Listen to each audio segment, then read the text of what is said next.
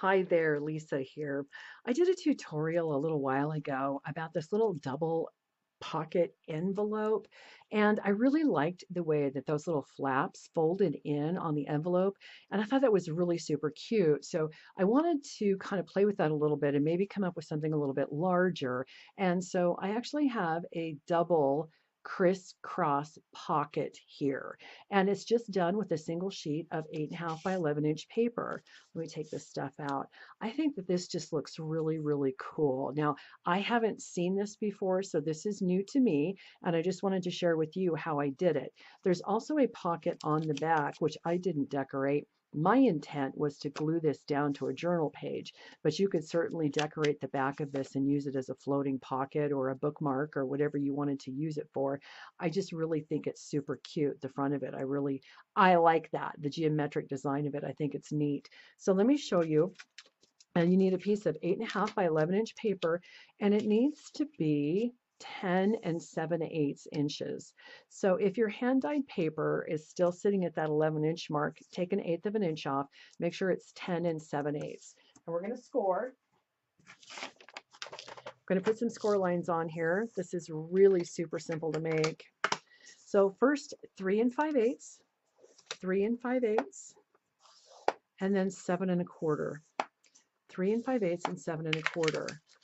I'm going to flip it bottom to top and score it again at 3 and 5/8 and 7 1/4, making sure that my paper doesn't drift and everything is nice and tight up against the top rail. I am working with 24-pound paper again, and I know that my corner's kind of bunged up here, but it's not going to matter because I'm going to cut that off. So I'm going to turn it on the 8.5-inch side and score it at 5 inches. I'm going to score that at 5. Again, I'm going to flip it bottom to top, so I'm double scoring and score it again at 5 inches. I'm going to take just a second with my ruler and a pencil and draw those score lines in so that you can see them. So at 5 inches, I'm going to turn it 3 and 5/8 was that first score line we made. 3 and 5/8, and then 7 1/4. And I'm going to have to draw that 5-inch line again, aren't I? Because I turned the paper over.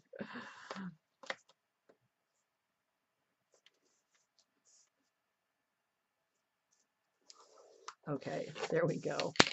So now you can see it a little bit better. So we're going to make a couple of marks on here because we're going to remove the corners on this sheet of paper. So with your ruler, and from the top edge, this top corner right here, we're going to mark down 2 inches and just make a pencil mark. From this bottom corner down here, you're going to measure up 2 inches and make a pencil mark.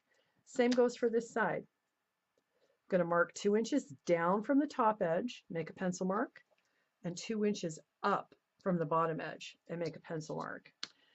And we're going to put the ruler right at the top of this score line right here, and we're going to connect it to that pencil mark we just made. Just like that. You don't have to do this step. I just want to do a couple of corners so that you can see what we're going to be doing here. Right here, the pencil line and my tick mark. So we're going to remove these corners. So I'm going to put my ruler right back on there with my craft knife. I'm just going to take that corner off. And we're going to do that to all 4 corners. You could do this with your scissors, craft knife, whatever works for you. Whatever works for you. Right there. And so there's my banged up corner.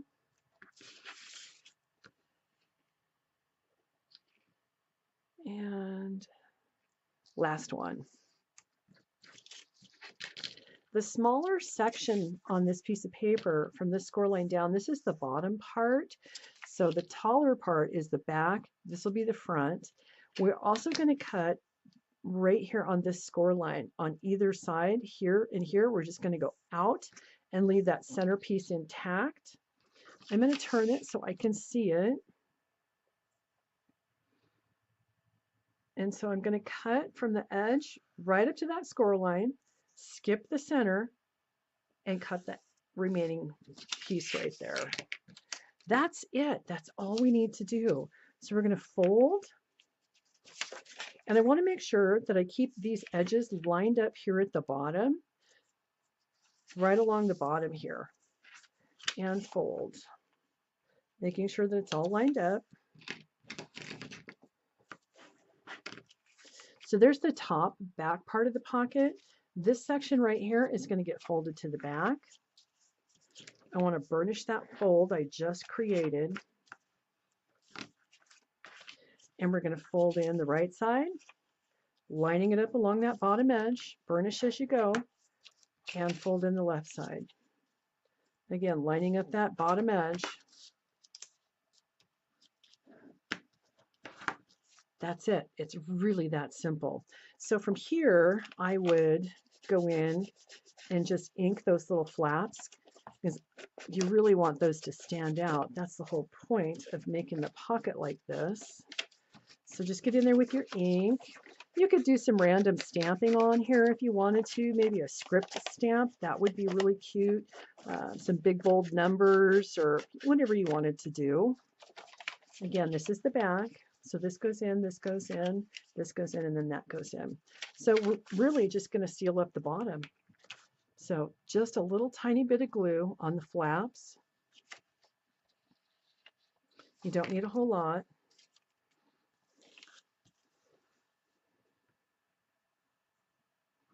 A little bit more glue here, and we are done.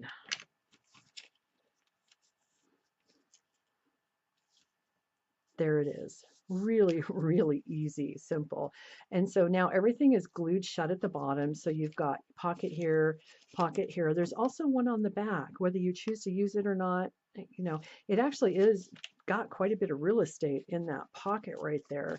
So maybe decorating that and using this as a floating pocket would be the way to go. And so here's mine. Again, I just decorated the bottom of it. I didn't do the back, but I'm thinking now I probably will and use it as a floating pocket instead of gluing it down. So there you have it. There is your double crisscross pocket. I hope you like this. Let me know what you think, and I hope to talk to you very, very soon.